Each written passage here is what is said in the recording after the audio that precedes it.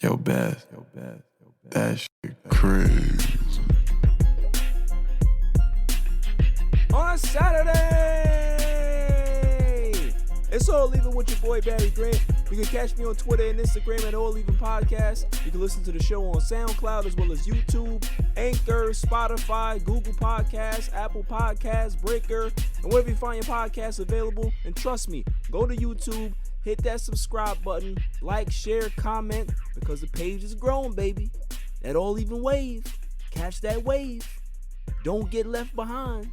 Don't be one of those bandwagon fans. Get on early before the train takes off, before it leaves the station. Lots to get into. Knicks fans should definitely be happy in regards to what they're seeing right now, and they should cherish it. And then Phone a Friend is back, and then the greatest segment on the planet, Dummy of the Week. So let's just jump right into it. Numbers can tell a story. They don't tell the whole story sometimes, but they can definitely tell a story. And the New York Knicks fans should be paying attention to certain numbers. 5 is the winning streak that they've been on. 7 is how many seasons it's been since they've had that type of winning streak. 40, 10, and 5 is what Julius Randle just recently put up in his last game. 36 is how many years it's been since another Knick has done something like that. When you're in the conversation with guys like Bernard King, Patrick Ewing, all the Knick greats that have come before you, something's happening. And what Julius Randle is doing this season is nothing short of impressive and remarkable. And what the Knicks are also doing is catching a lot of people's attention as well, because they are looking like they're a very, very good team that possibly with the right matchup can maybe stun some people in the playoffs. And I think Knicks fans need to appreciate what they're seeing. A lot of times Knicks fans will get ahead of themselves and they'll start to forecast or predict championships when it shouldn't be that. It should be appreciating what you're seeing right now in front of you. I remember the Carmelo years and how Knicks fans were lamenting how things went and blah, blah, blah. But that special year when they won 54 games and won the division, Knicks fans were not living in the moment. It was always about, oh man, we gotta make sure that we go toe to toe with the Heat. We can beat the Heat. It's like, yo, when was the last time y'all won 54 games? Appreciate that. Appreciate the fact that Carmelo Anthony is having an MVP season. Appreciate that. Appreciate all the veteran leadership and all the camaraderie that was on that team that year. Appreciate that. And stop thinking so far ahead that you can't enjoy what's in front of you. That's what I'm talking about. The Knicks fan base has struggled. The organization has struggled to find its footing over the last 7 years or so. But they're starting to make some traction. And I'm hoping that Knicks fans are appreciating what they're seeing in front of them. Julius Randle may be their next franchise guy. And that's what I've always wanted the Knicks to do. Instead of looking for the next big superstar to come and save your franchise, develop one. Get a guy that's willing to work and willing to be here and develop properly. See, the Knicks can take a lot of credit for what they're seeing out of Julius Randle, what they're seeing out of Emmanuel Quigley, what they're seeing out of R.J. Barrett, Mitchell Robinson, the list goes on. They can take pride in that because they helped develop these kids. They're a part of the success. as well as the players themselves putting in the work. So appreciate what you're seeing. I'm not going to go crazy and say that the Knicks are special, but they could be on the verge of creating something special.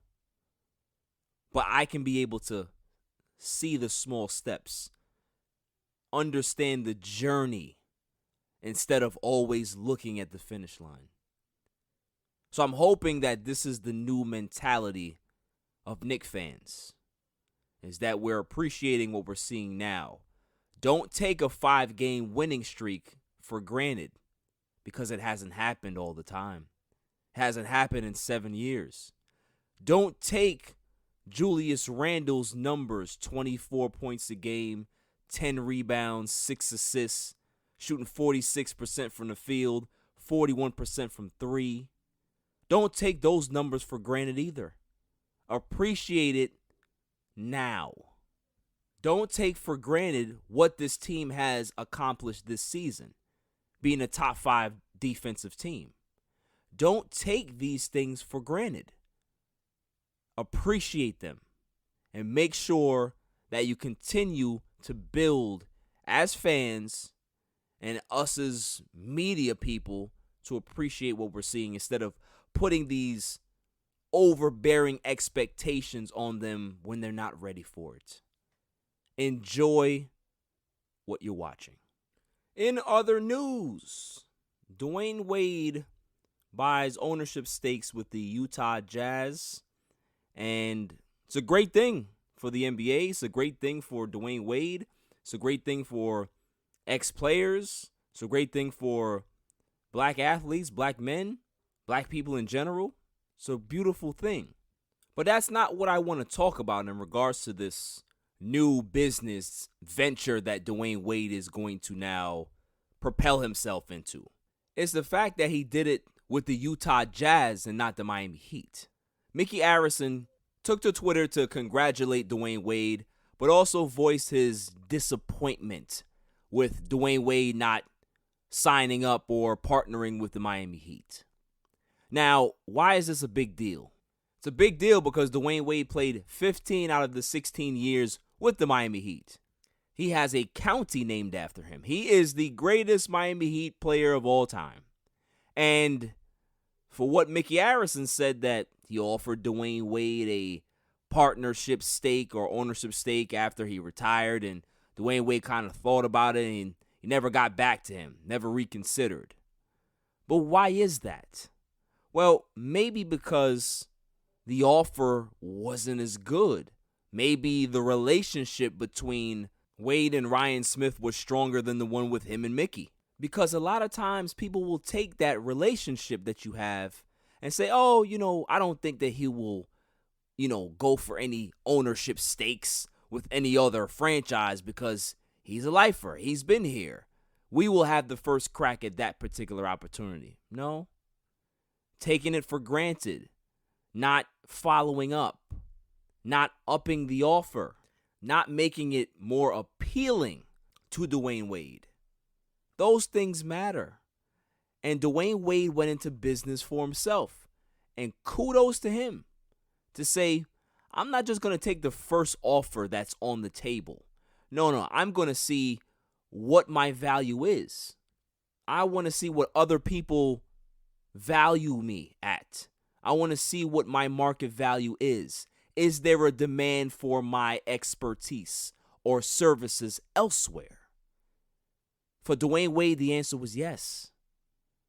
So Mickey Arison can be disappointed, but Mickey Arison can only blame himself for not closing that deal. Because he thought that because Dwyane Wade is Wade County and he's a Heat legend, oh, he's definitely going to be here. No.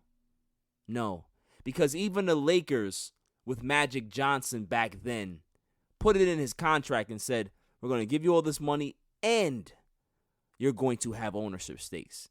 And when he had to retire early due to his condition, they still said, hey Irvin, hey Magic, you can still be a part of this ownership group. We still love you and we still want you here. And we will support you from day one to the day that you're not here. Not saying that Mickey Arison didn't do something like that, but maybe he didn't. And that's why Dwayne Wade is in Utah, of all places. Utah. So, it's an interesting dynamic between the two, because I don't know if there's some tension there. Maybe there is. Or maybe Dwayne Wade just looked at it as like, I want to build my own thing. I don't want to be around Mickey Arison. I want to do it myself. I don't want to be under Mickey. I was under Mickey for 15 years. Pause. I want to do it in a place that has never won a championship, and I will be the reason, or one of the reasons, why they do so. Coming up after the break, Phone a Friend with my boy John from the Fan Perspective Podcast on a Saturday. It's all even. I've had so many people tell me that Anchor is great. Anchor is this, Anchor is that. But I have to tell you, man, those people were right.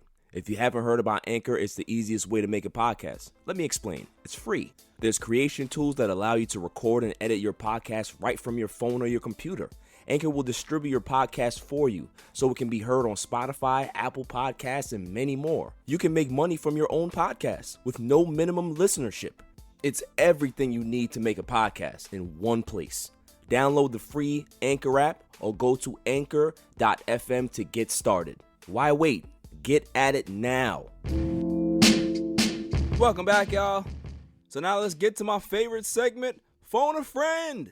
Call him up, call him up, call him up, call him up, call him up, call him up, call him up, call him up, call him up. Competing for a reason, trying to stay undefeated, yeah.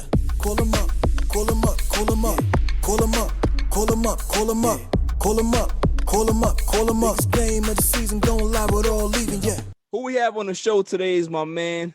I've known him for a little while. He has his own podcast, Fan Perspective Podcast. Shouts to Henny Dre. They out there doing their thing, man. Welcome to the show, my man, John. Thank you, sir. It's been a while. It's been a long time coming, but I'm here finally. Yes, sir. Yes, sir. You know what I mean? Definitely. It's been a while. Definitely got you on the show. Finally got you on the show. So, I'm looking forward to this one, man. Facts. Yes, Same here, brother. So, man, take us through the origin story, man. Where you grew up at and how that whole thing was growing up. Well, I grew up in Rochester, New York. Probably like 6 hours from where you from or whatever, from New York itself. Yeah. I had both of my parents growing up. My dad passed at 15 from leukemia. Damn. Stuff like that. Sorry for that, boy. Yeah, no problem. But yeah, so we grew up all right, what I'm saying, as far as living wise and stuff like that, in a decent neighborhood, the regular story of being around certain particular people in the neighborhood and stuff like that, just getting out of it and going the right route, what I'm saying, seeing early that route wasn't for me, and finish my schooling and get a job and go from there, man. Facts. Definitely, I can definitely relate to that in regards to growing up in Queens, New York, Rosedale, you were around some sketchy characters, you know what I'm saying? And Absolutely. it's definitely, it was easy to go that way, but you had to, I was always like, nah, man, I can't be out there doing nothing crazy because my mom worked too hard to have me out there acting like a fool. You know what I'm saying? So right. It was more me trying to keep myself on a straight and narrow. And then also her too is the fact that she spent money keeping me out of certain schools. You know what I'm saying? Like, nah, you going to private school, bro. Like I'm gonna make sure I try to get you out of that. So shouts to Mom's dudes for that. But definitely, man, it's a decision that we make to go the right way, to do the right thing. You know what I'm saying? So Absolutely. Definitely, shouts to you for that. So how did you meet Henny Dre? That's my nephew. That's actually my nephew, man. Okay. Okay. Yeah, that's my brother's son right there. That's you know what's what up. I mean? Yeah. So that's, like I said, that's my nephew. We talked about it, the show in general, and just and went from there. To be honest. Yeah, no, definitely, man. Y'all are up in the 70s in regards to the the episodes, man. So I love. Yeah, I love 70. Yeah. 75. We just did 75. You know what I mean? And like I said, more content to come. Like I always tell the story, man. It's really supposed to start audio. We just recorded in my basement, man. One mic, as Nas say, you know, in a box, and just practicing and practicing and Right. practicing. And my cousin had a camera. You know, I always visited, you know, on YouTube and stuff like that. My cousin had a camera. It was like, all right, cool. Let's use the camera. And then from there, we just bought more equipment. And then we just went from there, man. And like I said, we're here now, you know, a year and a half later. Definitely. Episode 75 for sure. That's crazy, man. The fact that like a year and a half can go by fast, and you can see where you started and where you're at. You know what I'm saying? It's crazy, man. Right. Super. Like you said, right. From a box, now we got our own, you know, fam studios, you know what I mean? So Right. yeah, right, definitely time flies by for sure. Yeah. So like what have you learned in regards to, you know, being a podcaster and being in that environment in regards to like, you know, the Instagram page and, you know, certain topics, and like, you know, are you year and a half in, is there a comfort level now, or is it still you trying to like figure it out? Because a lot of people find their comfort level early. A lot of people find their stride late. Like, you know, when do you think that you found your stride in regards to like confidence wise, in regards to, okay, cool, I know exactly what I'm doing now, and you know, it feels natural. You know what I'm saying? Yeah. I think probably like it got to about 50 episodes where I felt like more natural, more like confident in what I'm saying. Cause Yeah. we was always knowledgeable. Like me and my nephew, we in the sports heavy, you know, we know what's Right. going on in the sports. So we know what we talking about. Right. You know. But as we say in the intro, we don't know all the facts, you know what I'm saying? But definitely, you know, like I said, took about episode 50 to, like I said, get my swagger and get my confidence, and, you know, like I said, being in front of the camera, being just in general, everything, you know what I mean? So definitely took about 50 episodes, you know what I'm saying? To Yeah. definitely hit that stride for sure. Nah, definitely. Y'all be having me cracking up, man. Like, you know, like Dre is funny, man. Like he's always going off the rails about something. You know what I'm saying? Like, it's like, and then it's a great dynamic because he will go off, and then you'll kind of bring it back. You know what I'm saying? Like, you'll bring it back all the time. So I love the dynamic. I love the dynamic, man. It's exactly. And that's from learning, you know what I'm saying? Right. That's from learning to draw it back, and what we're doing to, all right, now we gotta get back to topic. All right, I know we went off a topic, but yeah, you know, and that's something we try to do, you know, and like I said, we still learning. I haven't mastered right what we have done or what I have done yet, but you know, I'm getting there, definitely, sure. Definitely. So like, you know, because we met through Instagram, you know what I'm saying? And you know, it's definitely been love from day one. Like, sure. Is there any other like podcast that you follow? Like, it doesn't even have to be anybody that's like in your peer group, but like, is there any other podcast that you follow that you kind of like say, okay, that's what I want to be like, or that's how I want my situation to kind of look like? You know what I'm saying? Like, is there a podcast that you kind of look up to? Because, you know, there's a couple that I have, but I definitely want to hear your side of it. Yeah. I think lately, to be honest, and kind of how we are like right now, like Pat McAfee. Okay. We're like he got his boys there, like they talking their stuff, you know what I'm saying? And who cares? Like, it doesn't matter. They talk whatever, how they feel. Right. And also at the same time, they just talking shop. Yeah. Yeah, they just talking shop, and they know what they talking about too. You know, being an ex-player as he was, you know what I'm saying? And like I said, bringing in people, and like I said, I like how his swag is, and like it's not like straight and narrow, like you got to be button tied. You know what I'm saying? Right. It's like how we want to be. It's just like we don't want to change. Of course, you got to change a little bit to be, and you know, when you get bigger and stuff like that. But you know, we still want to keep the same natural and the same, you know what I mean? Just like talk, like I said, the shop talk for sure. Definitely. You want to keep that authenticity. You know what I'm saying? Like, you know, you don't want to. That's the word right there. Right? Yeah, you don't want to sell out too much, man. Because you know that's always the word in our culture. Like, you know what I'm saying? Everybody's always talking about, oh, you sell it, but like, bro, if you got an opportunity to be able to make some bank off of this and some big bank, you're gonna have to. You have to make some alterations. Not much in the regards to like you're like a caricature of yourself, like you're not yourself, but you're gonna have to switch some things up. You know what I'm saying? Whether it be like visual wise or whatever it is. Like, you know what I'm saying? Like Facts. there's always things that you got to tweak. So, you know, I always Facts. look at people that don't tweak their stuff.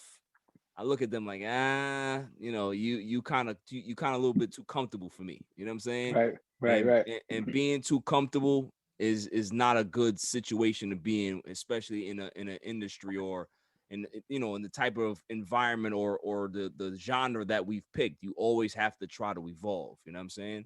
Absolutely. It's all about evolving. Yeah, Sure. bro. Yeah, man. So, like, you know, y'all starting to do, you know, hip hop stuff on the show too. I like that. Like, it's, trust me, man. Like, y'all definitely leveled up in regards to the studio. Like, you know, shouts to y'all for Absolutely. that. You know what I'm saying? Like, it's legit, man. And like I said, it's all about, like my brother said, never stop improving. You know what I'm saying? Like, you gotta always elevate in whatever you do. You know what I mean? It could be podcasting. It could be, like I said, we talk about father talk. It could be everything, husband. Right. You know what I mean? Whatever. It's all about, you know, getting better and leveling up for sure. Yeah, definitely, man. So I guess the biggest news today, in my opinion, is that, you know, BLACKROB, rest in peace, like he died today. R.I.P. And for sure. you know what I'm saying? It just kind of hit me hard because BLACKROB, like when I was growing up, like BLACKROB was my dude. Like, you know what I mean? Like, you know, when WOES came out, that was my thing. You know what I'm saying? Like, I remember getting the single. You know what I'm saying? Getting the single and when that dropped, and it's just like, you know, he has so many hit records, and for him to look like that towards the end, you know, to have like that painful way of going out, man, it just broke my heart, bro. Like, you know what I'm saying? Like, because absolutely, you know, we look up to these dudes. Like when we kid, like, you know, we still we see them and we still feel like kids in a way, because it makes us, like, you know, you hear a record, it brings you back to where you were. You know what I'm saying? Definitely brings you back for sure. Yeah, and it's like I seen him like that. I'm like, yo, that's BLACKROB. So I'm like, yeah, that's not just no hobo on the street. Like that's BLACKROB. Right. You know what I mean? Like, and you know, I just want to get your point, or your side is like, how do we stop this? Like, how does this stop being a thing? Because, you know, all right, self-inflicted wounds. We all know that, you know, people make money, they make money fast. They always think it's gonna be there, but I just feel like, yo, as a community, hip hop culture, like, should never let somebody get to that level. You know what I'm saying? Like, you agree or disagree? I agree 1,000%. I don't know who was talking about it, but they always be talking about like almost like a retirement like plan, right, for the older hip hop gentlemen. I forgot what the name they were trying to say, but they were trying to say, like, you know, if you retire, have a retirement plan. They shouldn't, nobody that should be in the game 5 to 10 years should not be out in these streets at all. You know what I'm saying? Right. It should be some type of pension. It don't have to be much, but enough of them to live good. You know what I mean? Right. You know, you have healthcare, you know what I'm saying, and stuff like that, because they did a lot and they made a lot, you know what I mean? And also a lot of them make money so young. Right. And they just blow it. They don't read the contracts. They just blow their money. They just signing anything. Yeah. And then by the time they hit our age, you know what I'm saying, they don't got no money. Nothing. Basically. Right. You know what I'm saying? And then unfortunately, like him, like you said, his kidneys failed and stuff like that. He probably didn't have the proper health care and stuff like that. So definitely got to start like I said, type of retirement plan for these OGs in the hip hop community for sure. Yeah, man, because I remember even some years back, probably more than a decade or maybe a decade. Like, I remember hearing about G-Dep being in some you know, issues in regards to like stealing phones or, you know, base model phones, and he got arrested. And it's just like, we talking about G-Dep here. Like, what are we, you know what I'm saying? It's like, you know, I don't want to look at Diddy in a negative way. I just don't. Right. Because it's not his responsibility to, you know, he's a businessman at the end of the day. He's the CEO. I get it. Like, you're cutting a deal that's more beneficial for you and not the person that you're cutting the deal with. I get all that, but bro, like, they gotta be like some type of guilt, or I don't know, son, because I just can't see that. I can't see how you can be like, you can sleep well knowing that BLACKROB went out like that.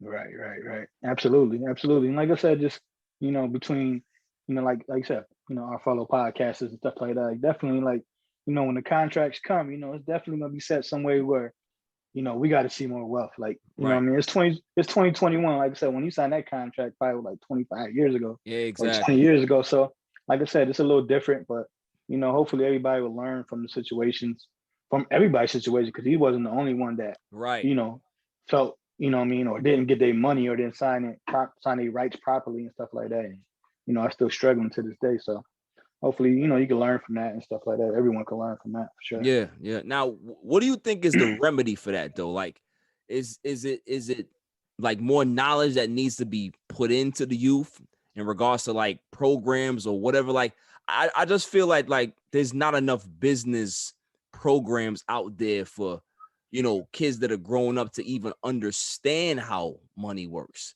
to understand your value in regards to if you're starting a business, you know what I'm saying? Like what you need to hold on to and what you need to fight for. And, you know what I'm saying? Right. This up. Like, you know, I definitely believe that we need to have some more things in place, man, for our culture, Mhm. because it's like, you know, I'm you know, it pains me to see people get taken advantage of, but at the same time, you got to be a little smarter yourself and understand that you're worth more than what they're telling you on this paper. You know what I'm saying? Absolutely. Like, you know, okay, cool. I'm gonna throw 40 bands in your hand right now. That's more money Mhm. than most people ever seen in their life in regards to one Facts. time, right? Well, one time, But right? at the same time, it's like, okay, cool. I know I'm talented. I know I have something to give.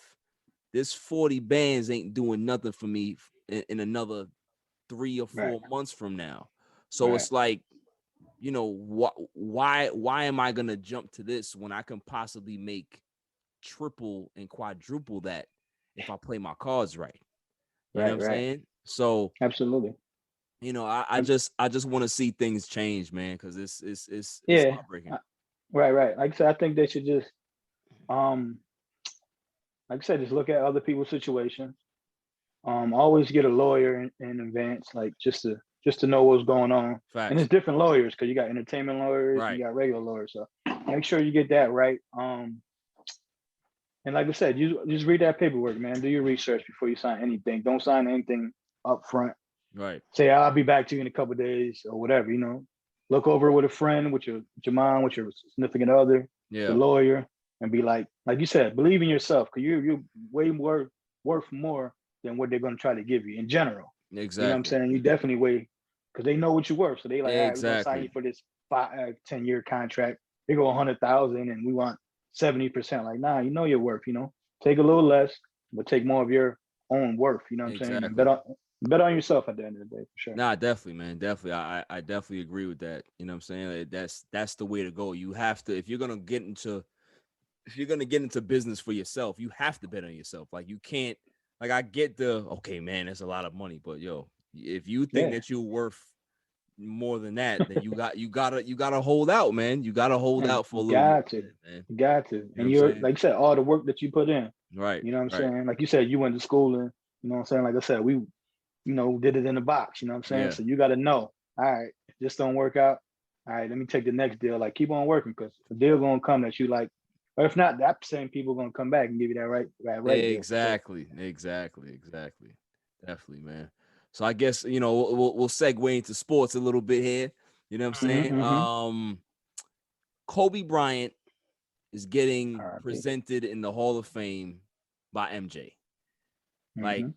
I think that to me is probably like the best culmination story I've heard in recent memory. That, you know, a guy that idolized one, he's getting presented in the Hall of Fame. He's no longer here. Like they had that connection that Right. not a lot of people knew about. You know what I'm saying? Yeah, Like they right. just thought that Kobe idolized Michael Jordan, but what they didn't realize is that it was a big brother, little brother relationship where, Right.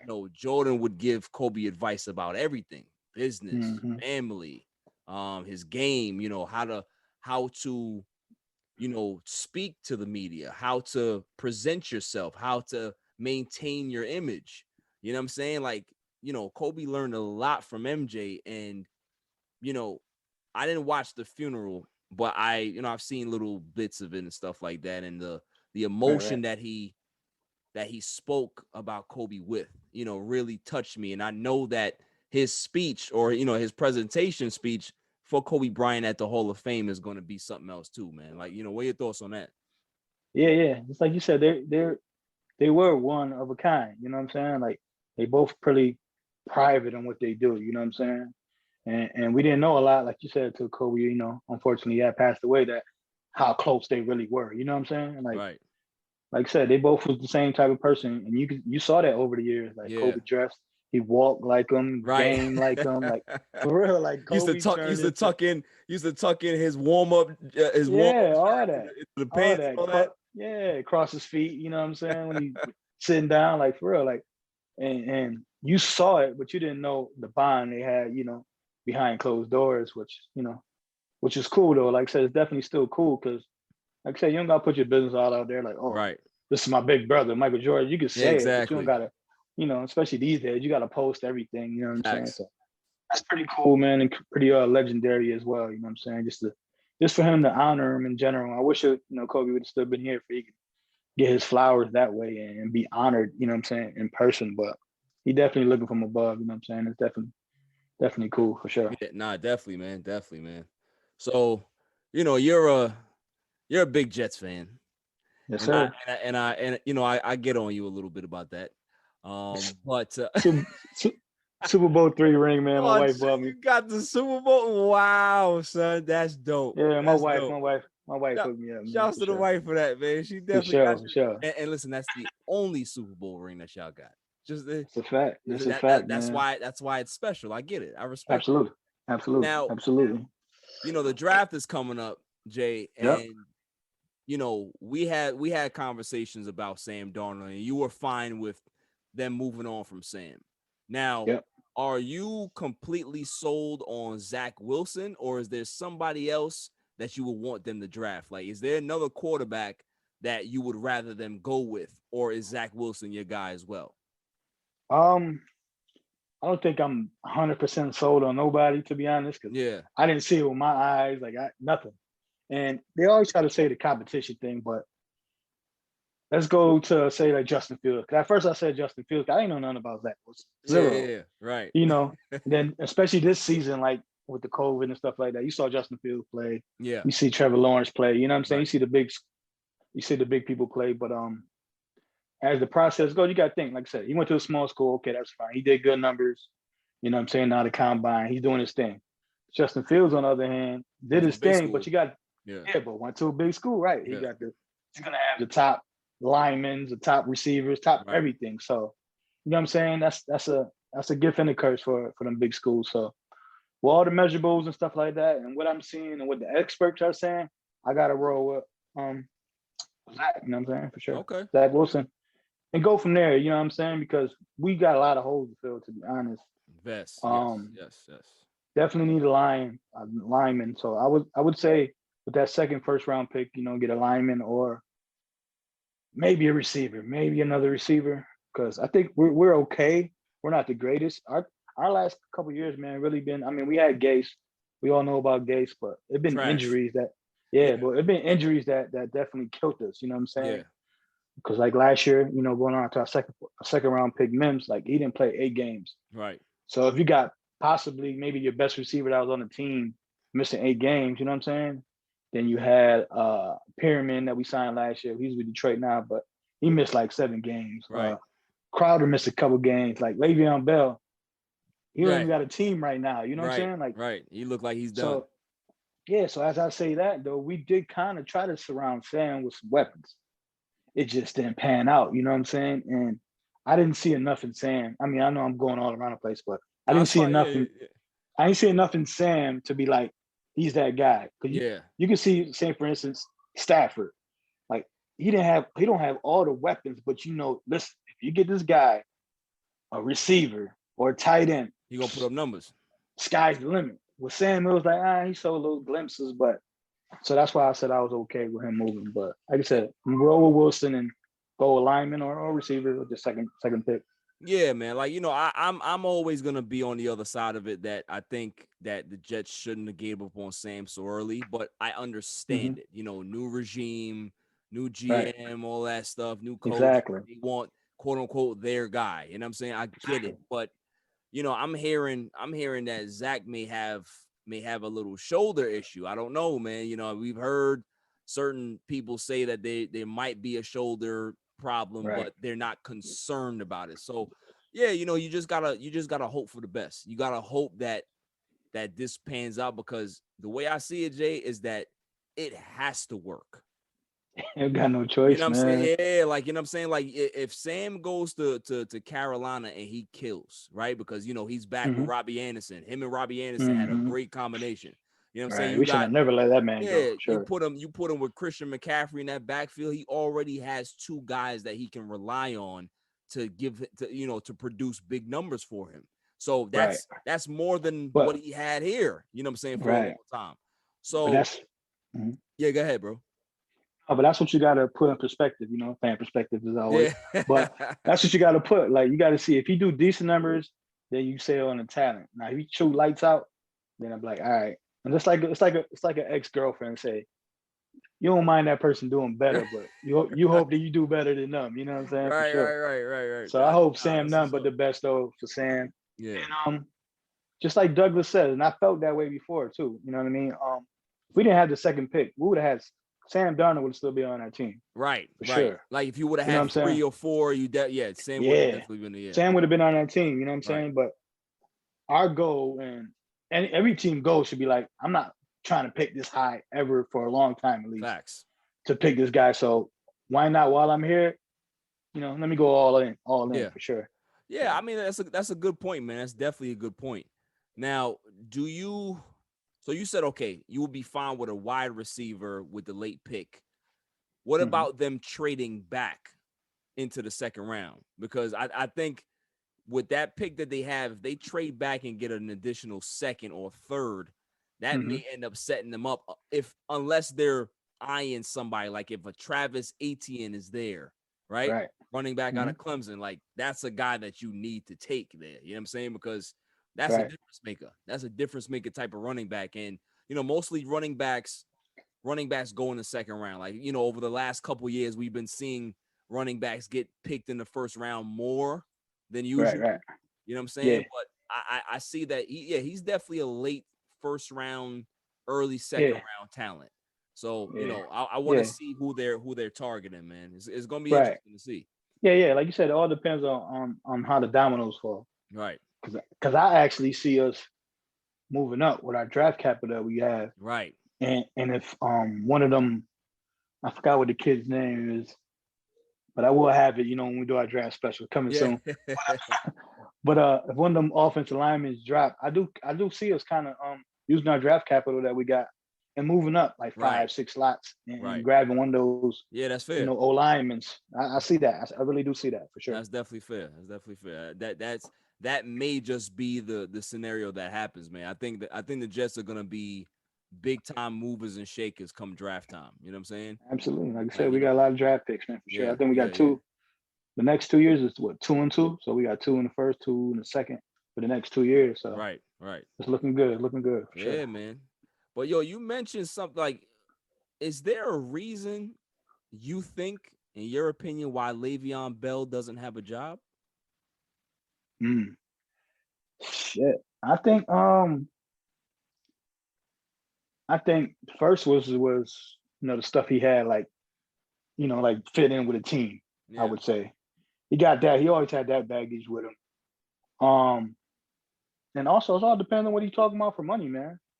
To be honest with Bell, I think because I thought he was gonna be doing bigger things in KC. I ain't even gonna lie. When he got picked up When in he got KC, signed, we was like, oh, okay, Andy Reid is gonna unlock him. You know what I'm saying? yeah, man. I was like, And it okay, just I see never this. happened. It just never Never happened. did nothing. So, and like I said, he did 2 years and didn't show nothing, man. To be honest with the Jets, and watching almost every game for the most part, like he didn't show nothing either. So I think he will have a job. I think like going into training camp, I think a team will would invite him and sign him. Yeah. and for like the bare minimum and stuff like that. Like these cats are signing for it right now just to prove it. Right. But yeah, so I think it's a mixture of both, man. That's why I say I think between the locker rooms in New York and maybe even in Kansas City, he didn't rep some people well. And then they're making them calls around. They're like, yo, how was Bell in your locker room? And you know what I'm saying? You add that with the production, teams are gonna be scared to take that risk. So yeah. So we'll see though. Yeah, I don't know. I'm not sure if he was ever like a locker room issue, but it could be. It could definitely be a situation where, he never kind of ingratiated himself with his teammates in Kansas City or wherever. And if you end up doing that on a good team and cause some friction, that word spreads around fast. You know what I'm saying? Right. So I don't know if that's the case, but the other side of it is that, he just may be washed. He just may be done because maybe that year hurt him for sure. You know what I'm saying? Because he carried the ball and had a lot of usage when he was in Pittsburgh. Absolutely. And Adam Gase didn't use him correctly when he got here. Remember, the first year that he got here with the big Adam Gase didn't want him. Yeah, Adam Gase didn't want him. Adam Gase didn't want him, and the offensive line was terrible that first year. Right. And the Jets were down a lot that first year that he was here. So, when you got a running back that's a dynamic running back and you're down big points, you can no longer run the football the way you want to anymore. You know what I'm saying? Right. But the problem that I was seeing with him when he was in New York is that Gase would not let him, line up wide. He would never let him line up wide and try to be an additional receiver, slot receiver to get the ball moving. And it's like, he didn't use him properly, man. Yeah, I don't know. And that's the thing. It's like, you think about it. I don't know if it was the fact that, okay, Gase is just being, he's being shady with this, or it's the fact that is Le'Veon Bell actually finished? You know what I'm saying? So, yeah, especially yeah. That's what I'm saying, especially that first year, because we started, like I said, we finished 7-9. Yeah. And I believe we started maybe 0-3 or 0-4. Yeah, I think it was like 0-4, 0-5 or something like that. Yeah. Yeah. So, sorry. I'm going to say sorry right when I say that. We started 0-4, 0-3. And we had the nice Dallas Cowboys come to town. And we got our first victory from them. And like I said, we finished 7-9 every year. Right. So. That was a good end to the season, man. You know what I mean? Absolutely. And that's why I thought last year was going to be different, man. I'm like, all right, we got a little momentum, 7-9. Right. But once they didn't sign Robbie Anderson and did some other funny moves. Yeah. And they did just filling the holes up with the linemen. Because they didn't really sign good linemen. They was like filling the holes and giving, old veterans $10 million a year, like for 1 year. And like they didn't do it properly. But our draft pick though from last year, big man, he nice. So my man Mekhi Becton. Yeah. True. So we had another one. And like I said, we actually hit on our draft picks, to be honest, man. He did well. His like Joe Douglas's first year last season, the draft picks were solid. I'm talking about just in general though. You got yeah. Let's take it back. Like I said, Jamal Adams, he was nice. What's the kid that went? He plays in. We traded in the Giants. Oh, you talking about Williams? Williams, yes. Williams. You know what I'm saying? Like I said, we drafted pretty well. They just don't stick around, man. We don't have a good enough team that once they hit their prime or time to get paid, it's time to get out of there. Time to get out of there. Yeah. It's sad, but yeah. Yeah, well, hopefully this new regime, they end up getting it right, because I just feel like, I've spoken to a lot of people in regards to this, and I just have this feeling that they have to hit a home run here. Like, you know what I'm saying? Right. Because if they don't, we don't know how the quarterback classes in the next couple of years are going to look. So it's like, you got to make sure that you give Zach Wilson everything that you never gave Sam, everything that you never gave Mark Sanchez, everything that you never gave any young quarterback that has been in here. You got to give Zach Wilson everything. Everything. Mark Sanchez was overrated. Now, come on, man. Listen. I'm not gonna let you go there. I'm not gonna let you go there. Come on, man. Not overrated. No. Yeah, he was overrated, and that's another UFC product. Like I Come said, on, man, don't do that. I'm a big no, SC, no, man. no, Go. no. I'm just saying, far as like they play with all the talent. Like Yeah, he was yeah. good. Right. Well, I'm saying he was good and could lead your team to the Super Bowl, which Right. we almost did 2 years in a row. Yes. And like I said, what you mean? Like we moved up to grab Sanchez, Right. and we had a solid team. We went to 2 AFC championships. We just went against them big dogs. So as far as Mark Sanchez, he had all the weapons and everything. Hear me He out. just died down towards the end. That's all. This is what I'm talking about in regards to Mark. And you're right. When they got him, that defense was one of the best defenses in football. Remember? Can't wait, baby. Can't wait. Yeah, the second year they won 11-5. Mark Sanchez, I think he had like 6 comeback victories that year, so he was starting to hit his stride.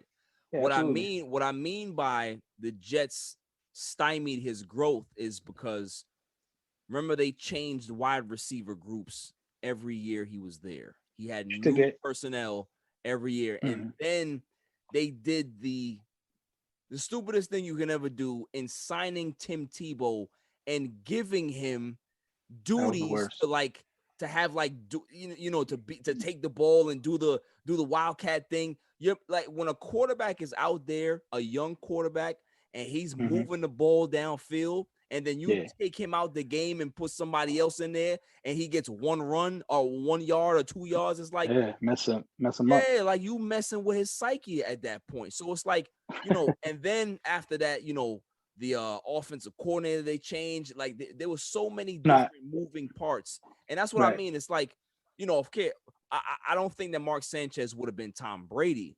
I just believe that when you have a young quarterback, you have to treat them with kid gloves, and you got to make sure that you make the environment as friendly as possible, not trying to destroy their confidence. And it's like Mark Sanchez had a confidence issue.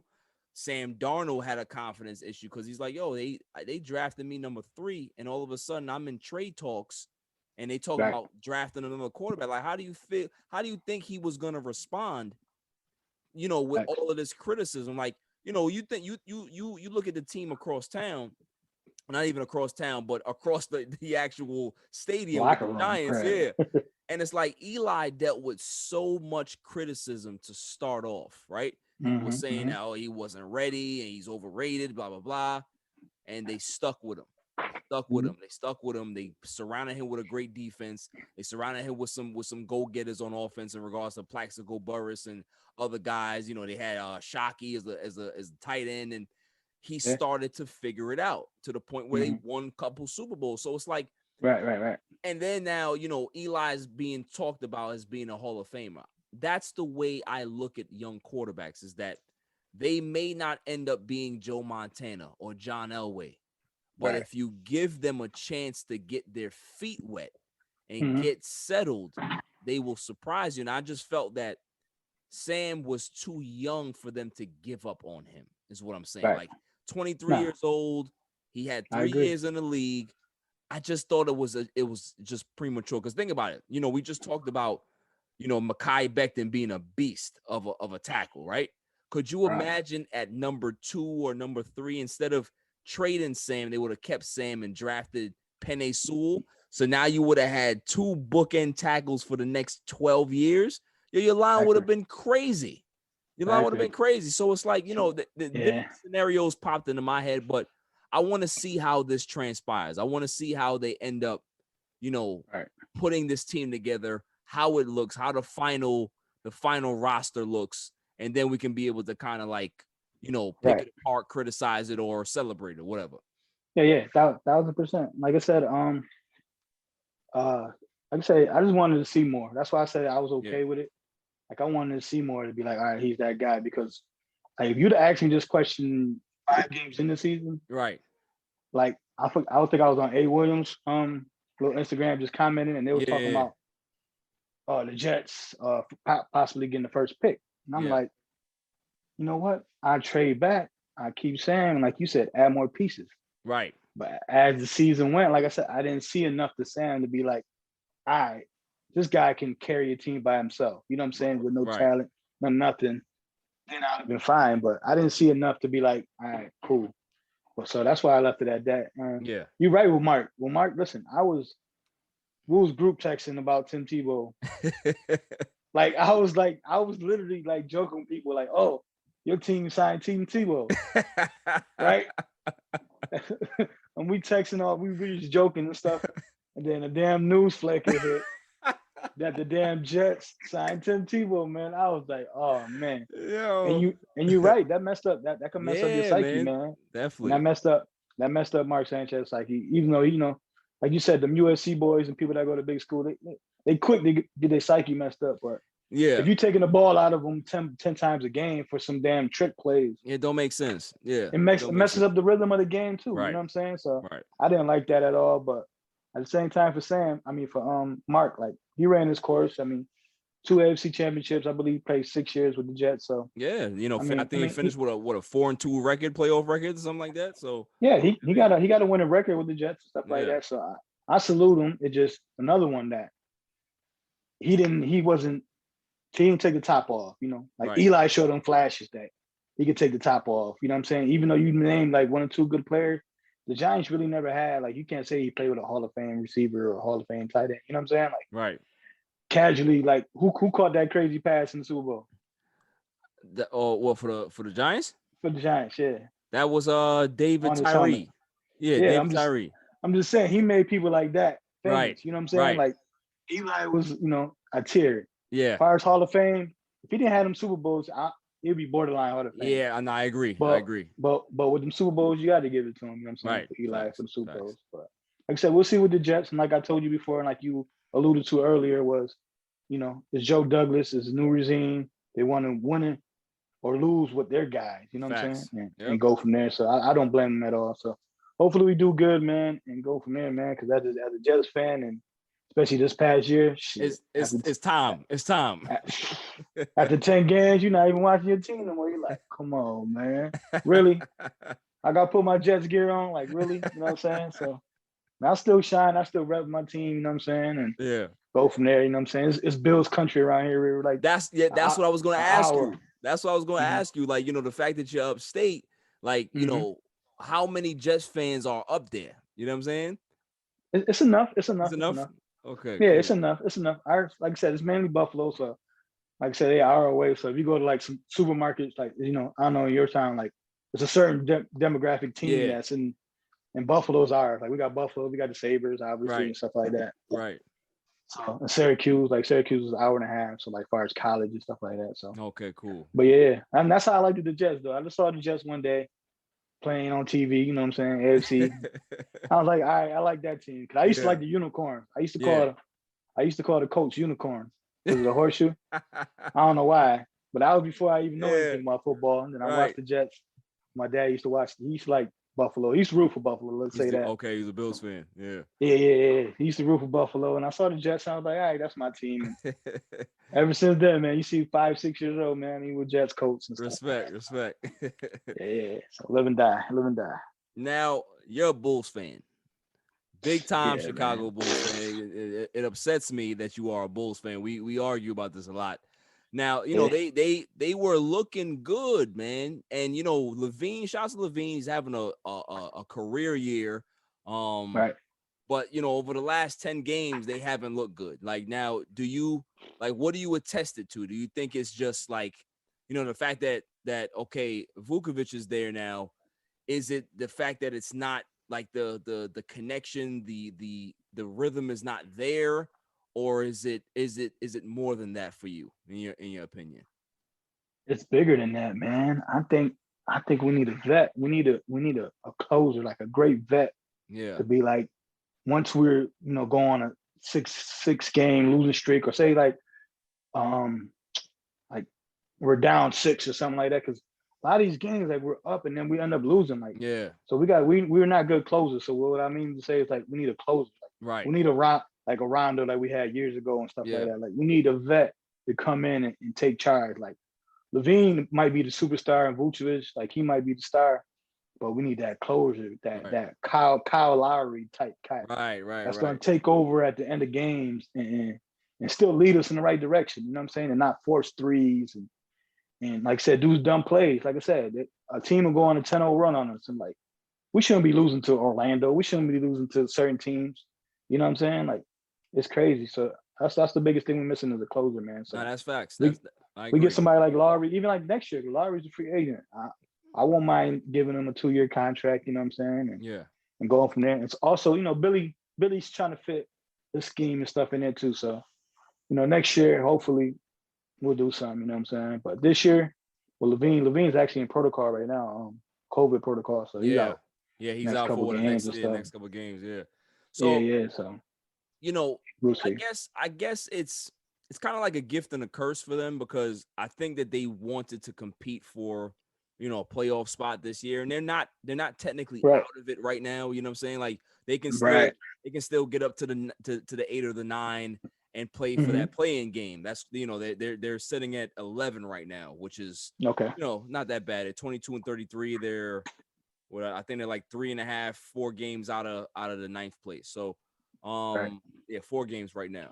So that's what I'm saying. Like, do you want them to go for that, or is it beneficial for them to just kind of tank the season, get a high draft pick, and use that high draft pick to get another star in there? Because think about it. If they go ahead and say they end up getting lucky in the lottery and they get number 2, and Evan Mobley out of USC is available, they don't need an Evan Mobley because they got Vukovic there. You know what I'm saying? They don't necessarily need him, but they can be able to use that number 2 draft pick to go get themselves a disgruntled star that may want out of his situation. You know what I'm saying? That's the key, bro. And that's the key right there. That's how I'm looking at it. It's like, okay, they have some pieces here, but they may need something else to kind of tie everything together. Because I love Kobe White. I think Kobe White can be a star point guard in this league, but star? I think he has potential. Like, will he unlock that potential? I don't know. I'm not gonna call him a star right now, but he has the potential because he's talented. 6'5". He's fast as hell. He can finish downfield. Like he can really once he puts his head down, he can really. Oh, he quick. North Carolina boy. Quick. Tar Heels, baby. Tar Heels. I'm a Duke fan, but shouts to Tar Heels. Sorry. 2-0 this year. It's okay. It's okay. It's okay. Listen, we were trash this year, Jay. We were trash this year. So we were too. I don't even know one player. Like it was just so trash. It was so disappointing. It's bad. I was like, yeah. Right, but I think Kobe White, there's a lot of stuff that he can improve on. Like defensively, he needs to improve. Outside shooting, he needs to improve. His turnovers, he needs to improve on that. So if they go ahead and go get themselves another point guard, I wouldn't be opposed to it, because maybe Kobe White coming off the bench may be better for him. You know what I'm saying? Like if in a perfect world, in a perfect world, who would you want to see partner with a Levine and a Vukovic? So just a quick on Kobe, right? I see him as Lou Will.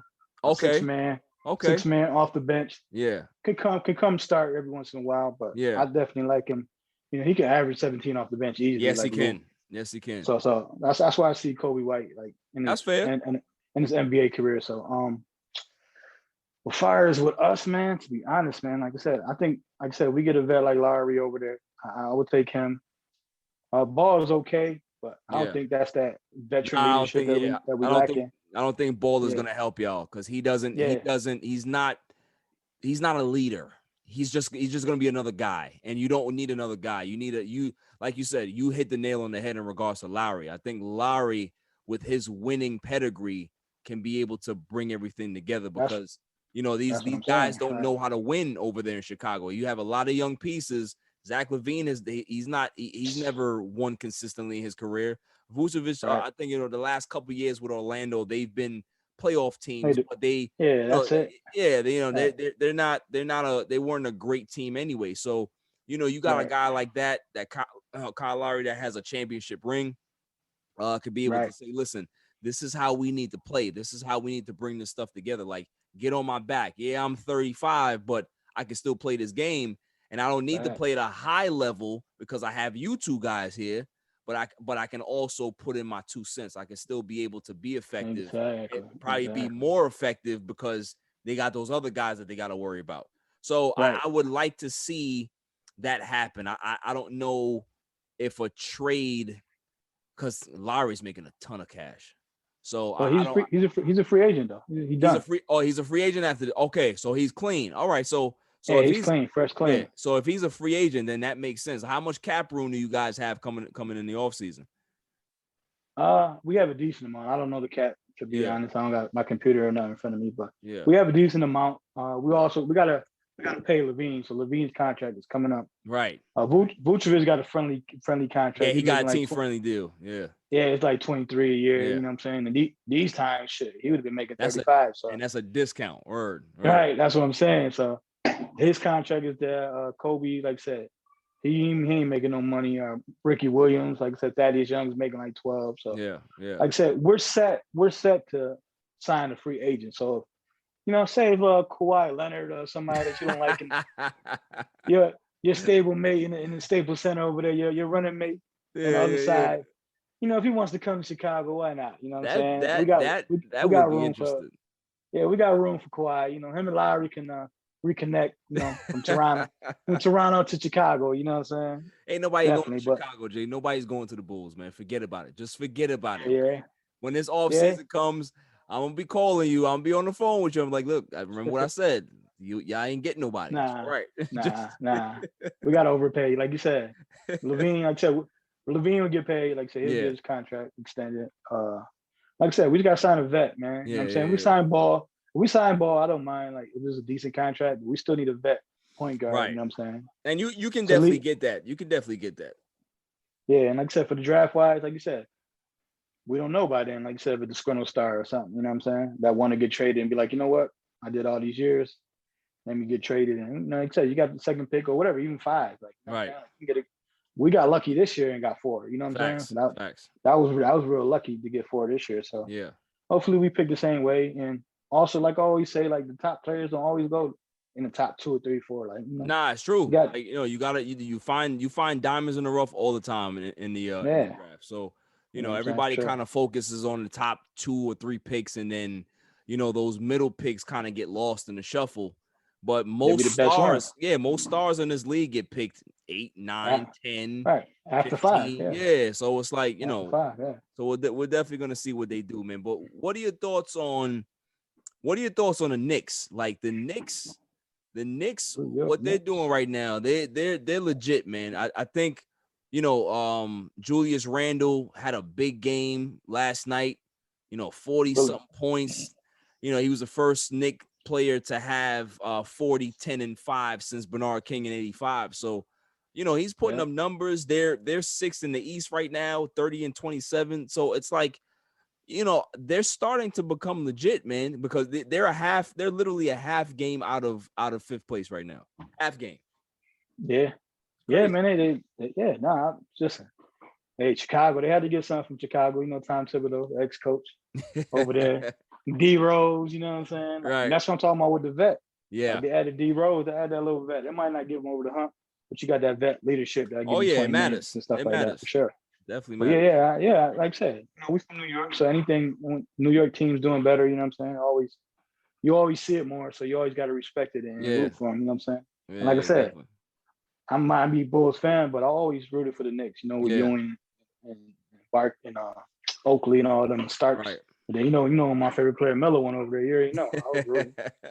I was rooting, so I like what they doing, man. I'm happy for them. Yeah. As long as they don't, just going back to Miller, as long as they don't do no dumb, I won't say it was dumb, but no crazy trade to mess up the chemistry. Right. They'll be all right. They'll be all right, man. Yeah, definitely be all right. Shouts to the Knicks, man. They definitely doing good. Now, who right now, in your opinion, is the MVP of the league? That's hard, man. This is a difficult year because of injuries. Yeah, because you got Jokic, you got Embiid, and you have Steph Curry up there. I've heard Curry's name get floated up there. You still got Giannis that's out there as well. Who is definitely your number one in MVP? Yeah, like I said, this year is different, but this is gonna be one of them years, man. We're just like whatever, like.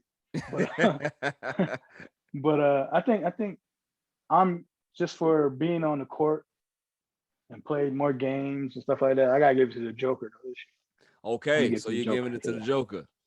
Yeah, I like what Embiid doing. He's doing his thing, but like I said, Embiid can't stay on the court. You know what I'm saying? So we'll see though. But it's either him or Embiid. But I'm gonna give it to the Joker right now. If Portland go on a nice winning streak towards the end of this game, under the season, I can see Dame sneaking in and winning the MVP too. Okay, yeah, that's fair. I think if Dame, I think if the because the Blazers sitting at 6 right now, so if they end up finding a way to get up to 3, which is gonna be hard because the Clippers are playing well, you got the Suns playing well, so I don't see them being able to make that much ground, but I think if they can be able to get up to 3, I think Dame's case gets more legit. You know, it gets more valid. So. He's had a great season. Steph Curry's had a great season, but you know the Warriors are 28 and 28. They're in 9th right now. So all right. So one more question for you. I know you asked me all the questions, but for foreseeable future, what you see the state of the Golden State Warriors as they assembled right now? Like what you see? Because I think they're finished, bro. You think they're finished, man? Yeah, I have a feeling that it's just their time has come. Their time has come and gone. Like, you know what I mean? Like they dominated the league for 5 seasons. And they went to, you know, deep playoff runs for 5 seasons. So it's like, you know, it's only a matter of time before, you know, a new team comes. Yeah, a new team comes along and, you know, you got to kind of look towards the future and possibly rebuild this team. Because, you know, all right, let's just think about it next season. Clay's coming back, right? Clay's going to be back. But 2 years of injury, what can we really expect out of Clay?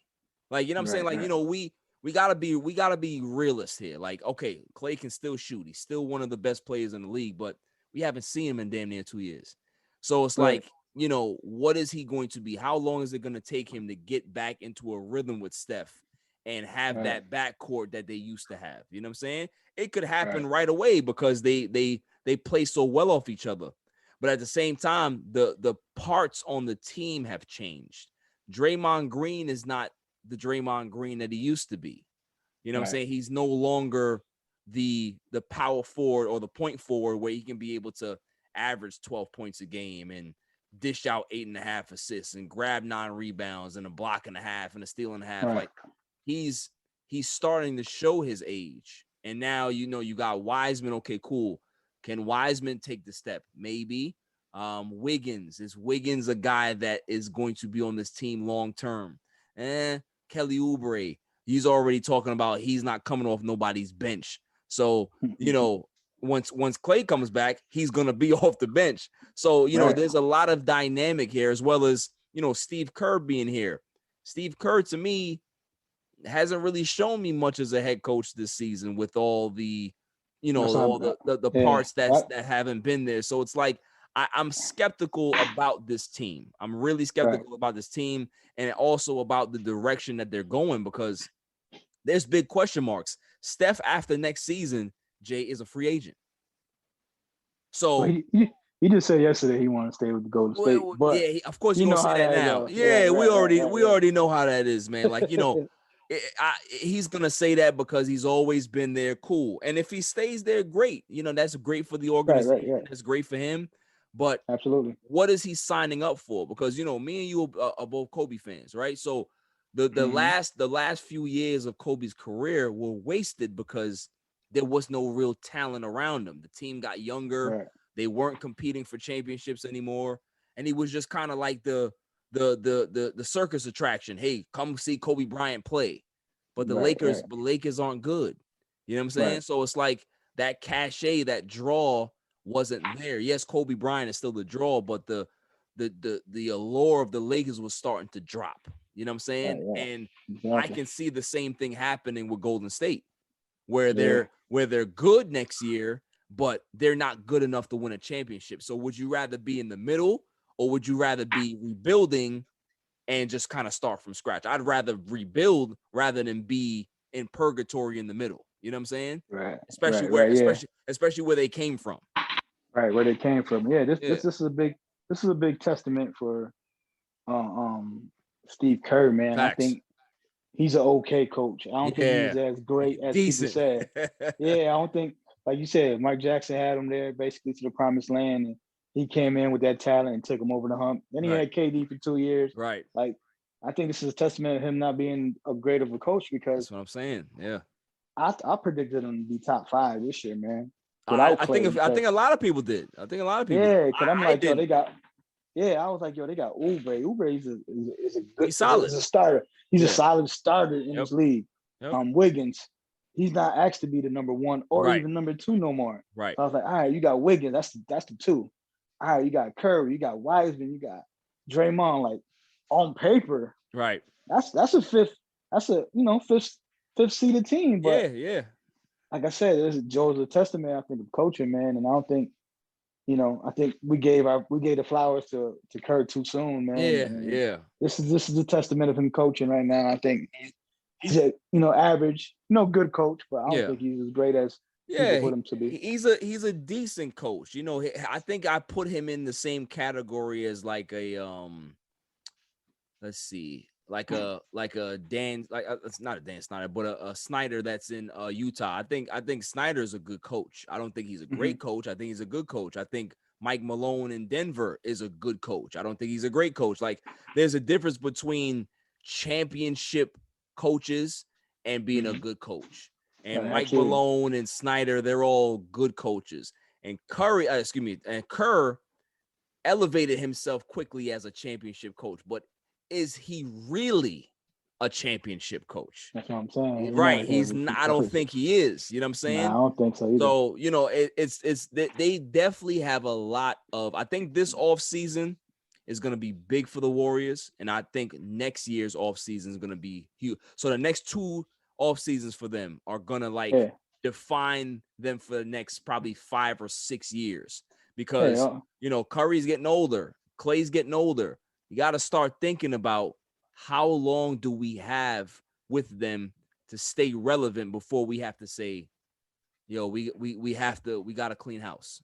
You know what I'm saying? Just like you said, it's always a time limit on every team. I don't care what team, even my Bulls. Like, it was a time limit. Maybe if we would have stayed 1 more year, maybe. Yeah, sure 1 more year, you guys would have won another title. After that, it would have been it. You know what I mean? Right. That's what I'm saying. And I think, like you said, right, with Clay, you know what I'm saying, being out basically 2 years and everyone getting older. Yeah. So definitely these 2 next off season, what they do to align themselves. Right. As far as draft or try to get some younger players. And all depends on Curry. If Curry signs, then yes. They'll still be in the middle. Like, I don't think they're championship anymore. You know what I'm saying? No, I agree. He's definitely the linchpin because, you got those rumors that are circulating out there that Braun is in his ear trying to get him to the Lakers. Man, listen, the king is the man. Man. Yeah, that's what I'm saying. Listen, the king get what he wants. That's what I'm saying. Yeah. You know what I mean? Like, if he ends up luring Steph Curry from Golden State, woo, that's a combination I don't want to see because that's a perfect combination. Listen, if Curry goes to the Lakers, man, LeBron's gonna play till he like 45. Right. He gonna be like Brady. Exactly. He already up there. You got to think. Right. That's what's crazy. It's just that these stars are playing, to longer. 30 longer. Yeah. And it seems kind of okay. Like back in the days of Jordan and all them, like they retired. Oh, yeah. Jordan came back and was 38. Like right. You would after never a couple think, years off. Yeah, that's how it was back in the day. Because like once a dude got to like 32, you was calling him, well, he washed. Like, you know what I'm saying? Like right. Now guys are 35, 36, 37. Like, look what Chris Paul is doing in his advanced age, quote unquote advanced age. Like, you know what I mean? Like he's still playing at a high level. He's not scoring 20 plus points anymore and 10 assists. He's averaging 15, 16, and 7 assists. So he can be able to do that for another 3 years if he wanted to. Yeah, because he ain't asked to do carry the load. Right. He's not asked to do everything because he got these young boys that can be able to just go. So so if you get Curry, you get Curry in LA. LeBron could just chill and AD. And if they find a way to keep Drummond like that, that'd be ridiculous. Yeah. So I think Drummond will stay too. I think if they give him you got to think once you sign with a team, you can kind of maneuver this money or whatever. So I think if they give him about 15 a year for like 3 years, like something like 3 for 40. I could see Drummond staying. Yeah, it all Why not? depends because I think the fact that he signed for the mid-level, I think they can give him. I think they can increase it like 150% of what he signed for. That's what I'm saying. Once you, like I said, they just want him in the building. Once he's in the building, they can maneuver a lot of things. So listen, if the Lakers come back, man, healthy, everyone, man. I know we talk about the Nets a lot, but ain't nobody beating the Lakers, man. With Drummond and everybody. What I saw out of the game today, because they played Utah and they went to OT. Which color got hurt though too, right? Who? What's that? Kyle Anthony Pope. Did he? Yeah, he got hurt. I saw a little highlight on Instagram. Okay. He got hurt. Yeah, he got hurt or something like that. But go ahead though. What you were saying about Utah again? If they can be able to do what they did against Utah, because what I saw out of Drummond, he was dominant in that game. Now, granted, Drummond played today? Yeah. Drummond played today? Yeah, he played. Yeah, I think he had 20, 25, and 9 or something like that. Now, granted, Gobert didn't play. Yeah. So, okay. Yeah, Gobert didn't play, yeah, because Gobert's out, Spider's out. Okay. Out. But Clarkson had a good game. So it was a nice back and forth game. But the Lakers have pieces, man. And once Braun and AD come back, how those pieces are going to be able to just fit in place. Like, I'm just thinking about the combination of AD and Drummond downstairs, and then you got LeBron. It's like that in itself is scary to think about. And scary. There's no team in the league that has that.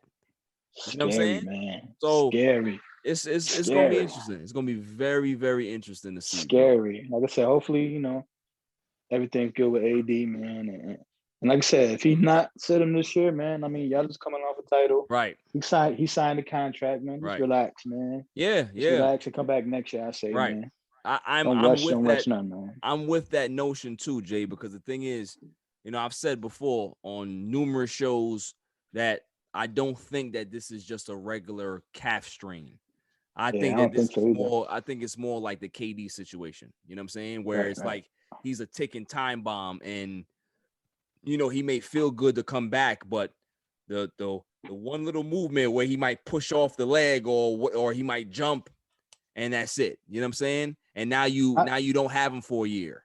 So how can they fix that though, or do surgery? Can they do any kind of like procedure on that, or it's just a healing process? Yeah, the thing is with an Achilles, bro, is that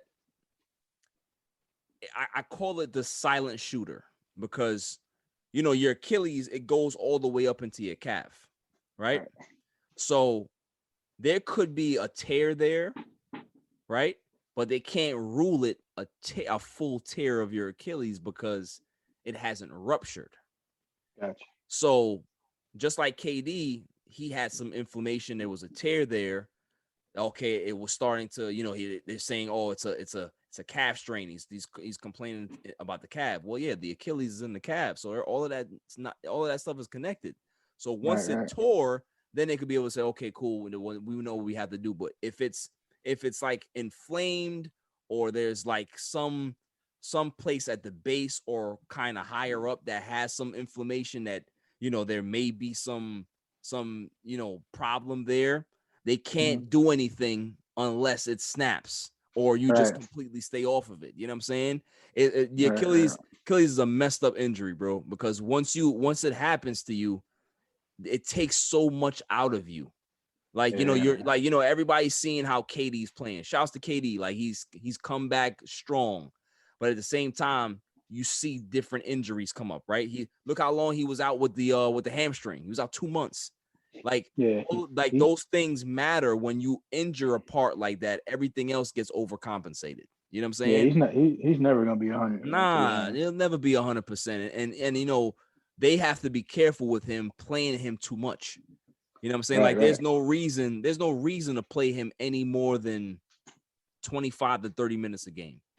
That's what they should. That's where his happy place should be in regards to this season. Now, next season, if he gets stronger, they can be able to up it a little bit, but they need to keep him at a decent playing at decent minutes right now. Is Kyrie, all of them, they need to be playing like reasonable, adequate minutes, not something too much where they're playing 35 plus minutes. They don't need to do that. They don't need to do that. Well, Kyrie can. Nothing wrong with Kyrie. Well, I mean, but even still, he has injury concerns in regards to his career. You know what I'm saying? Like he's never been hurt. I mean, like he's never been healthy. I'm just messing with it. This is more psychologically. Right. Yo, listen, all he gotta do is burn his sage. Burn his. But listen though, to get on Kyrie though, man. If he was the fourth star or the fourth best player on the team, would he be getting the same privileges? Hell no. Hell no. That's what I'm saying. Hell no. Yeah, man. Like you wouldn't be able to be taking all this PTO time. You know what I'm saying? Like That's what I'm saying. Over here taking all of this paid vacation. Like I just don't want to show up to work today. Like what are we doing, bro? Like we playing basketball or you doing crazy. Something else? I don't know, That's man. Crazy. I don't get it. I don't really get it how I've never seen a team. Well, I can't say that because Houston enabled Harden to an extent. Brooklyn is doing this with their stars now because look, Brooklyn, they're desperate to win a championship. So they're gonna be like, listen, man, y'all do whatever the hell y'all want. Brooklyn, as long as you get us the ring. You know what I'm saying? Like Brooklyn just do what you want to do. Just when playoff time comes, just be here. Right, exactly. Right, just be here. Because once they get the ring, I think they're gonna be like, all right. Then it'll be more strict, you think? Now y'all gotta shape up. You know what I'm saying? Yeah. Because once you get the validation, now you can be able to operate like in a different sense. You know what I'm saying? So I can see that happening. But they just like, all right, let's just secure the bag. Let's just get the chip. Right. Let's just make them happy. Make them think that that everything's cool. Once they get the chip, then now we gotta lock down on them. But that's a fact. But listen, I still, everybody's talking about Brooklyn. Everybody's talking about how good they look. I ain't gonna lie to you, Jay. I think the Bucks and the Sixers, they may have something, man. Like I just feel that. Call me crazy. I don't have the Nets coming out of the Eastern Conference this year. I just don't. Yeah, I know. Now you said the Bucks, so you said the Bucks. So if the Bucks don't go, man, you gotta put on that Clippers jersey. But like I said, this is the year, man, for out of the ordinary person to go to the chip and like I said, going back to the MVP, same for there. It's like it's a different year, man. All the stars kind of hurt. You can't really pick one team. You could say Brooklyn, like you said, but I could definitely, like, from the offseason, I said Bucks and Lakers. You know what I'm saying? I predicted, the Bucks to go over and finally get over that hump. Right. Especially with Holiday. Now they picked up PJ Tucker, so they've been playing good as of late as well. So. Yeah, man. So I can still see the Bucks though. Bucks and Sixers are definitely a slippery team, man. If they stay healthy and Ben, keep talking his junk and saying, I'm the best defensive player in the league, and go from there, man. And Harris be their top scorer, you know what I'm saying? I think, or at least one of their top scorers. They could definitely beat anybody any night. That's facts. Sure. That's definitely fact. Now, going back to our little bet, is there a particular Clippers jersey I gotta wear? Like, can I just put one that don't have? No. Back? Paul George, you know that? Oh, come on, man. Paul George, man. I gotta put on the Waldo George jersey. Come on, man. Don't do that to me, man. That's torture. That's torture. Nah, PG-13, man. That's what you gotta get. You probably don't even have to get it. You probably don't even have to get the jersey. You get the one with the shirt with the face in the front. I want PG-13. Get one of those. That's a little cheaper. Oh my god, that's a little more than our tax bracket, man. We ain't making the money yet. Exactly. I might have to get one of them shirts, like you say. Damn. But listen, I can't lose this bet. Listen, I can't lose this bet. Listen, but you can't sleep on them boys too, though. The Clippers, man, still. Listen, they all right, man. They all right. Clippers still their team too. I think. They are right, man. But they could beat anybody any night for sure. That is true. But my thing is always with the Clippers is that no matter how good they look, Jay, just wait. Just wait. They're gonna reveal themselves to you. Just wait. You think so? It's the Clippers, man. It's the Clippers. Clippers, Philly in the championship. Ain't nobody trying to watch that, man. Nobody trying to watch that final. You know what I mean? Nah, that'll be an interesting final. Though. It would be an interesting final. I would watch it. and I would Yeah. literally have to root for Philly, and I never root for Philly. Like those are two teams. That's like when the Yankees and the Philadelphia Phillies was in the World Series. There was nobody to root for me. I was just like, this is a wash, man. This is bad. This is bad. Hey man, You know what I'm hey saying? man, like I said, hey man, you don't have to worry about it in a couple years. You know, Clippers will be out your stadium and they got their own.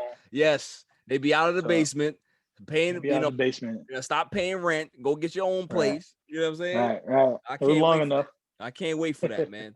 But yeah, I mean, I kind of touched on it. Like the Yankees right now, Jay, they struggling.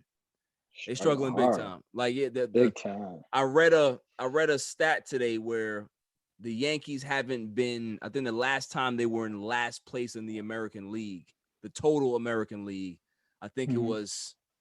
I can't remember what year it was, but they ended up losing over 90 games that year. So it's like, you know, I don't want to say that this is gonna happen to them, but they don't look good. Now, what do you think it is? Do you think it's the bats? Because I don't think it's the bats. Normally, it looks like the starting pitching to me. I think the pitching is a little sus this year. Yeah, man, that's been our Achilles heel, man. The last few years, man, have been inconsistent with pitching. You know what I'm saying? And that's what's hurting us now. Between that and injuries, like you can't win for losing. You know, you can score. Can they fire that trainer?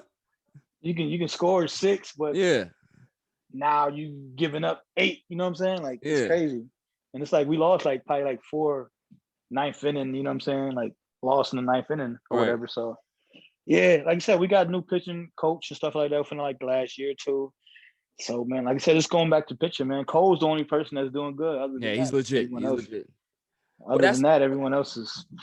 But that's my thing. Like, you know, the injuries over the last few years, bro, I've never seen a team this hurt in my life. Like, who's their trainer and whoever it is, they need to go. They need to go, bro. You know what I'm saying? Yeah. Like, I think, man, Stanton is he's just injury prone, man. That's the guy. Yeah, that's who that guy is. That guy can be the best player in baseball. Like he can be Trout almost, like far as talent wise, but he can't stay on the field. Can't stay on the field, man. And he getting that bag, Jay. He getting $30+ million. Getting that money. He's still young, you know what I'm saying? Yeah. Who else? Sanchez. Sanchez will play good, get injured, then come back from injury and bat 123. Like Sanchez is another inconsistent guy. Like, this is a make or break year for Sanchez. Like if he doesn't do that great, he's not getting no bread. He ain't getting no bread, or we're gonna try to trade him or whatever. And Torres got to step up his defense. Like he got the bat and everything, and he's gonna get the bag. Yeah. But as far as his defense, he got to step that up. Yeah. Like I said, injuries be hitting us, man. Like I said, Vogt been out. Crazy. Last year, you know, no shirt, you know what I mean, under his t-shirt. Looking like a wrestler out there, you know what I'm saying? And doing his thing. Like I said, injuries though, man. So once injuries come back and hopefully our pitching get, you know, at least 5 good innings out of something, you know what I mean? I think we'll be okay, man. Like I said, 'cause we have enough depth and enough talent to bring us back. And it's early in the season, so we'll be okay. We'll be okay for sure. And the other thing about the Yankees that I think I had said it on my last show on Tuesdays, that I'm concerned, not really concerned, but I want to see what happens between Judge and the Yankees, because what is Judge's, like, his monetary value? Like, we know what he brings to the team. We know that, you know, he's one of the most dynamic power hitters in the game when he's healthy. We know all that. But the fact that he's 29, the fact that you know, he has been injury prone for the majority of his career. The fact that, you know, it's almost contract time for him. What value do you put on him in regards to money wise? Like, how much do the Yankees invest and feel that it's a good deal, rather than like, okay, we're going to give you 10 years, because you know that they can't give him 10 years. You know, that's not even an option for Cashman. So like, so in your opinion, what is a what is a deal that you would be happy with, like as a Yankee fan, if Judge gets? So yeah, Judge. That's what people got to realize. That Judge came in the league as a Late. rookie, but he's an old rookie Yeah, though. He was an old rookie. So like you said, 29. They're giving out 8-year contracts and stuff like that. So whenever I think his contract's up next year or something like that. Yeah. I know he's been going through arbitration, and we gave him a little money, but I would like a 5-year. What they paying these cats? 40 right now. Who's making? I think there's only one guy making 40. I think Trout's the only one that's making 40. So, but Making normally 40? it's like, it's 30 Like plus. 35. Yeah, 30 plus, 35. okay. Right. Yeah. Yeah. So I can see something close. Like if we give him a shorter deal, I personally would give him a shorter deal. Like I said, 5-year. Yeah. Like say 38 a year. You know what I'm saying? So you Right. get. Yeah. So I say something like that. So like 5 for like 200 or something like that. Okay, Something like that. Yeah, because I think like by the time he's gonna hit free agency when he's 31. So Okay. at 31, Right.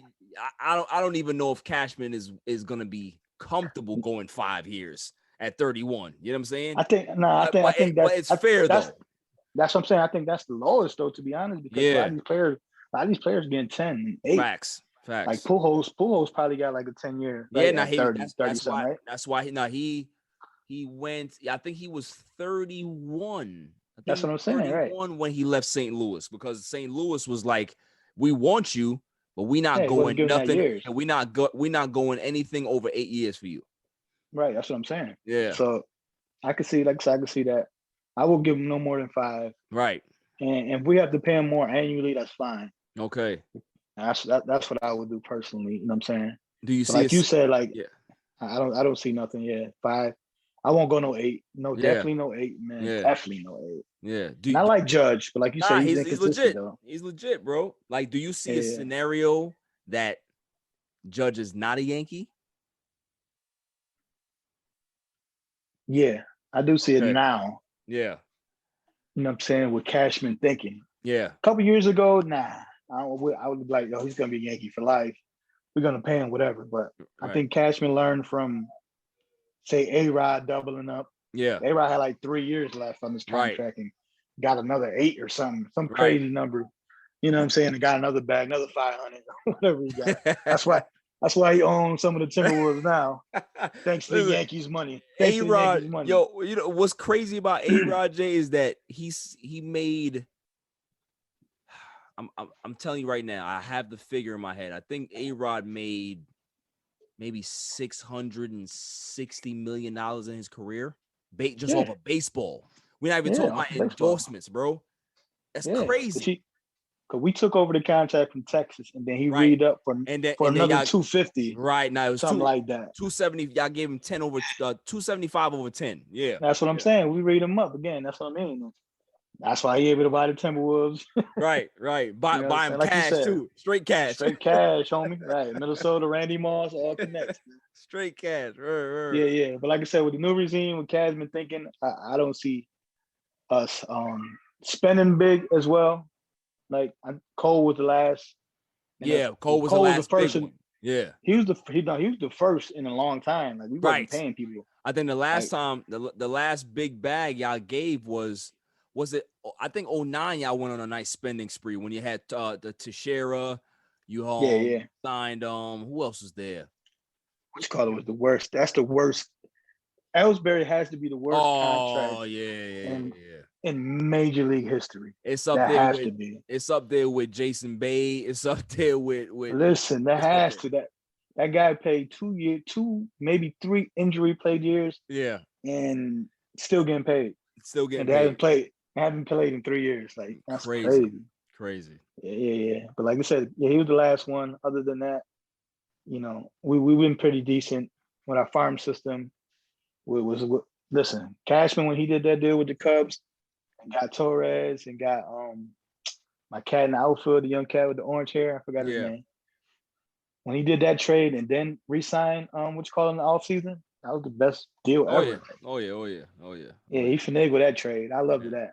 Like I said, Cashman, last 5 years, mentally, like he doing better chessboard. That's why he's gonna stay as a GM for a long, long time. You know what I'm saying? So yeah, man. I don't see them walking away from Cashman unless he wants to go. You know what I'm Unless saying? he wants to go. Key. Yeah, That's the yeah. key. Unless he wants to go that's and try something else.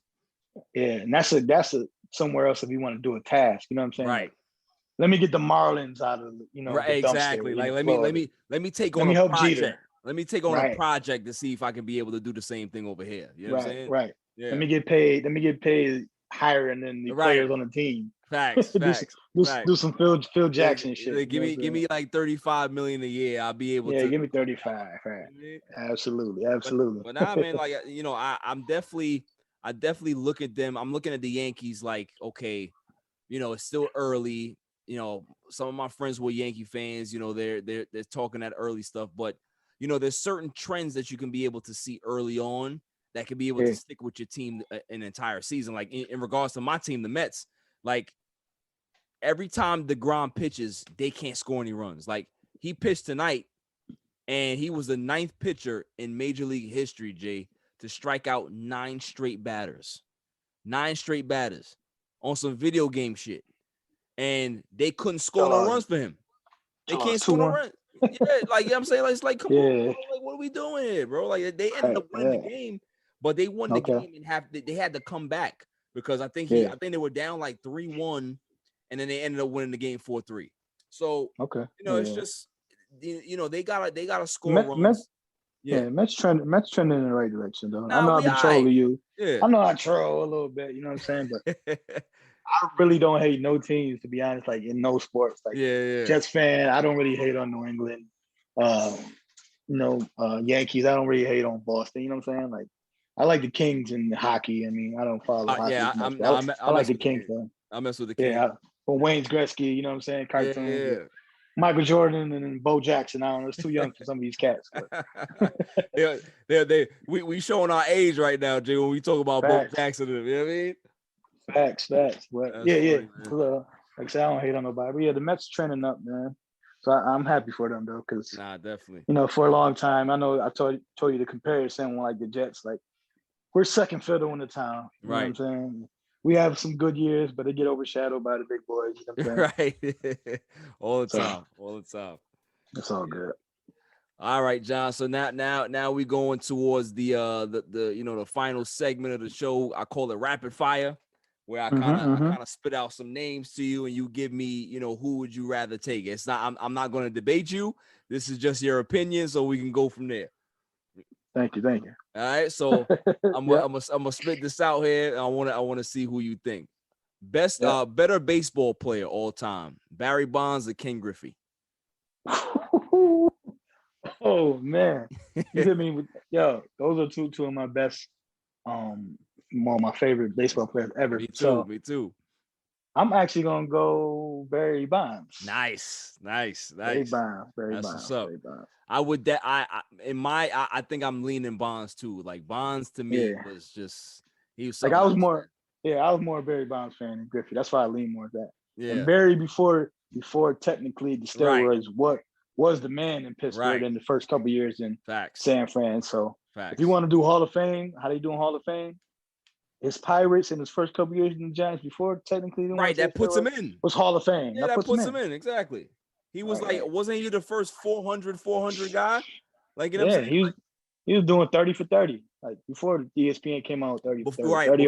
Before it was cool. 30 home runs, 30 stolen bases. Like, he was the man. Sure. Yeah, man. Definitely. All right, let's see. I know you Chicago bias, so I think I know where you're gonna lean here. But better defender, Kawhi Leonard or Scottie Pippen? Scottie. Okay. Yeah. Let's see. I'm thinking about another one. Better shooter, Reggie Miller or Ray Allen? Ray Allen. You going Ray? Okay. Yeah, I'm going with Ray. Okay. Let's see. Definitely going with the legend. Let me see here. Jesus Shuttleworth, you heard? better player all time, Tracy McGrady or Carmelo Anthony? Melo. I'm going Melo. You going Melo? You can say almost God against Melo. I'm gonna say Melo. But Mac was that dude though. Mac was that dude, man. Definitely. Listen, if he had that back injury and Yao Ming would have played a couple more years. Yeah, they would have had a chance. They had a chance. They had a chance for sure. Let's see. Oh, better defender, Draymond Green or Dennis Rodman? No, Rodman, the worm. That's my man. My man. Easy. That's easy. That's easy. Yeah. And I heard y'all talking about it before I put my little 2 cents in. Yeah. But a lot of people. Draymond is a good team defender. He's not right. Exactly. He's not a good one-on-one like facts. Rodman lock your whole team down by himself. Your whole team. And then grab 1 to 5. And then grab 20 rebounds on top of that. You know what I'm saying? Absolutely. So Absolutely. Robin was something else, man. Right. And kick a photographer at the same time. Everything. Robin was that dude, man, for sure. Oh man. Better point guard, John Stockton or Chris Paul? You said better what? Better point guard. Like just better point guard. Like pure point guard. Yeah, I mean I had to say CP3, but I think Stockton gets overlooked a lot, man. And Stockton has legit. All the numbers, man. I was just when I be seeing all the history stuff, bro, and I be coming up every time somebody get like assists or steals or something like that.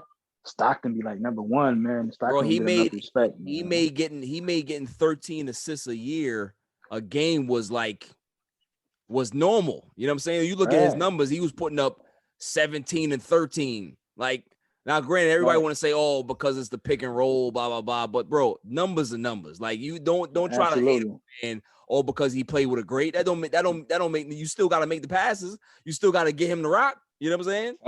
Facts. So, I think Stockton definitely get overlooked, but I'll personally take CP though. Okay, so you're going Chris Paul. That's fair. Better passer. We're just talking about like natural passer. Magic Johnson or LeBron James? I say Magic. Yeah. I think I got Magic slightly. Yeah, slightly too. Yeah, for sure. Here's another one that's you Chicago bias, but this is an interesting question. Better pure scorer. We're just talking about scorer. We're not talking about player. We're not talking about none of that stuff. None of the extra stuff. Better scorer, James Harden or MJ? Yeah. I still say Jordan though, because Jordan, listen. Yeah. Jordan was Team Mac. He was Harden. He was Carmelo. He was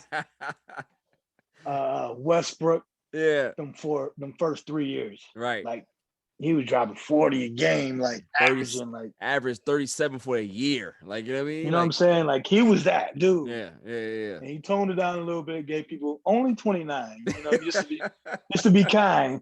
You know what I'm saying? So I still gotta go with MJ, man, because he had it all too, though. You know what I'm saying? You can't just say, oh, person had 3 or whatever. He had a nice all around game. So definitely go with Jordan. Okay, that's fair. Who would you rather have at point guard, Steph Curry or Allen Iverson? I personally, like, if I'm on a team wise, for me, I say Curry. Okay. Because I think Curry will make your team better. Yeah. You know what I'm saying? Allen obviously is the legend. And you talking about one-on-one and stuff like that. I take. I mean, exactly. Team, it's a different. Like, it all depends on what you're looking for. You know what I mean? Yeah. But team-wise, I take Curry. Yeah. Okay. Let me see. Couple more. Better big man. Who would you rather have? Would you rather have Hakeem Olajuwon or would you rather have Kareem Abdul-Jabbar? I would say Olajuwon just because I saw more. I would say, you know what I'm saying? Like, I seen the Dream. The Dream was that dude, man. Right. The Dream was that dude, and that's why he got picked number 1 in the draft over Jordan and all them. He got his rings and he had all the moves, man. That's the only person listening. Definitely. Shaq could have had more rings, man, if it wasn't for the Dream. That's true. Shaq would have might not left Orlando, man. It wasn't for the Dream. Right. You know what I mean? Dream was shutting people down like how MJ was doing it, man. You know what I'm saying? Right. Exactly. He shut down Pat. He shut down Shaq. So, right. For sure. All right. Last one. Mm-hmm. Better big 3. You got Golden State's big 3 with Steph, KD, and Clay, or you got Miami's big 3 with Braun, Wade and Bosh? Who's better, in your opinion? Shit, that's a good one, man. That's a good one. Shit. No, because it's a good one. Yeah. Because they're different. They're very different. No, that's what I'm saying. They're different because, like I said, Bosh adds the big man element down low. But shit, you got 1 and 2. I take that Golden State. Man. Okay. I take that Golden State. Just because, like I said, just the prime KD, prime Curry, all that. It's a lot of shooting over there. It's a lot of shooting. Right. It was different, man. KD would have stayed, they probably still be winning chips. Right. Listen, they got to the finals when KD was still limping around, bro. So like you already know it's just one of those things, man. But John, listen, it was a pleasure having you on the show, my man. Like, definitely gonna have you back on the show. Like, just tell everybody, where they can find you and what y'all got going on in the future, man. Yeah, for sure. I'm just one part of the Fan Perspective podcast. Yes, sir. You catch us on YouTube at Fan Perspective. You know what I mean? We got our content on there. We also have different content, talk more than sports. You can find us on Instagram at Fan Podcast on Instagram. You can find us on Facebook, Fan Perspective on Facebook. Yep. And we'll be on other platforms and stuff soon for sure. Definitely, man. My dude. For sure. Like I said, man, thanks for having me, man. Of course. My line is always open for you, man. Talk about sports or talk about whatever, man. I'm here. Sure. Now, of course, man. I appreciate you, man. Like, the fact that you was in the live on Wednesday chopping it up about other stuff. You know what I'm saying? Because like, those conversations, I'm gonna start having those like probably like once a month. You know what I'm saying? Maybe even more. You know what I mean? Because like, those conversations need to be had. You know what I'm saying? So absolutely, 1,000%. Definitely gonna chime in, man. Like, we always support each other. That's never gonna stop. So never. Sure. My man. So I'll talk to you, man. All right, man. Peace. Have a good night. All right, later, bro. I'd like to thank my man John for coming on the show. Shouts to him. Shouts to Henny Dre. Fan Perspective Podcast. Check them out. Their page is growing. They doing what they gotta do on YouTube as well. They up to like 70 plus episodes. So tap in. They're definitely worth a listen. Shouts to them. Coming up after the break, the greatest segment on the planet, Dummy of the Week. On a Saturday. It's all even. Yo, it's your man DJ G Money from that Flip the Script podcast. You see it? We in the studio right now. Flip, shut up. Yeah. Oh, listen. Shout out to the All Even podcast. My man Barry Grant Jr. What's up, man? What happened? What you want to say to the people? Shout out somebody else's podcast. Yeah, don't make it the joint. What's up? All Even. All Even podcast. Yo, it ain't even up here, boy. We put this. Yo, what's up, man? All Even. Yo, you. Oh my God. What's up with you, man? Now that's a shout out. You keeping this? Yeah, keep all that. You want to jump All in the Even camera? podcast, right? Yeah, All Shout out Even. to All Even podcast, right? All Even. That's your man. My man. All right, shout out to All Even podcast. 100%. He cool. Is he cool? Let me see. Is he cool? Yeah. What is it, G? Oh. I said about G. Oh. Cool, man. This is Cigar Gents and Gals. Just want to give a shout out to All Even Podcast, the best sports podcast out there. Keep up the amazing work. Also check us out at cigargentsandgals.com. We're everyday apparel for cigar smokers. Let's get it. What's going on? What's up with you? It's your boy the Candyman, the ALFRE to the D. It's your boy Alfred from the Rap Lab Podcast. And it's the one and only True G. Just call me the QG from the Rap Lab Podcast. And you tuned in to All Even with Barry Grant. Boy, that shit crazy. Welcome back, y'all. So without further ado, the greatest segment on the planet, Dummy of the Week. We pick candidates on Tuesday and Saturday, and then we pick the winner on that Saturday show. The candidates were strong on Tuesday, but I'm not going to give them the dub. I'm not going to give them the win. May I have the drum roll, please? And the winner is my man that got knocked out in the club and thought that it was Aaron Donald. He is my dummy, yeah. Because ladies and gentlemen of the jury, let's just kind of have a scenario here. You're in the club, having fun, having a good time, and maybe you dance with some guy's girl or something happens and then there's an altercation that breaks out. And things don't go in your favor in regards to the hand-to-hand skills. You get your butt kicked, get your ass beat. And you get your butt beat so bad that you convince yourself, yo, there's no way an average dude beat me like this. He had to be a football. I got beat up so bad that a football player had to have done this. And who was the biggest guy that I could be able to think of that lives in this area, that frequents this club, that possibly was in this club tonight? Oh yeah, Aaron Donald. He did it. He knocked me out. Ladies and gentlemen, you can't make this up. When the report came out and said that Aaron Donald was in a physical altercation and the guy's lawyer is pressing charges, we all looking at it like, oh snap, Aaron Donald he might be in some trouble. He might be in some legal trouble. No, come to find out, it was just the fact that the dude got knocked out so good that he thought that it was a football player. It had to be somebody who was a professional that had the skills to be able to put him to bed. And, kudos to him. I don't want to make fun of somebody catching serious damage, but this one is a little funny to me because he then apologizes in public. Shouts to him for that. His lawyer apologizes to Aaron Donald. It wasn't Aaron Donald. It was just some random dude who gave him the business.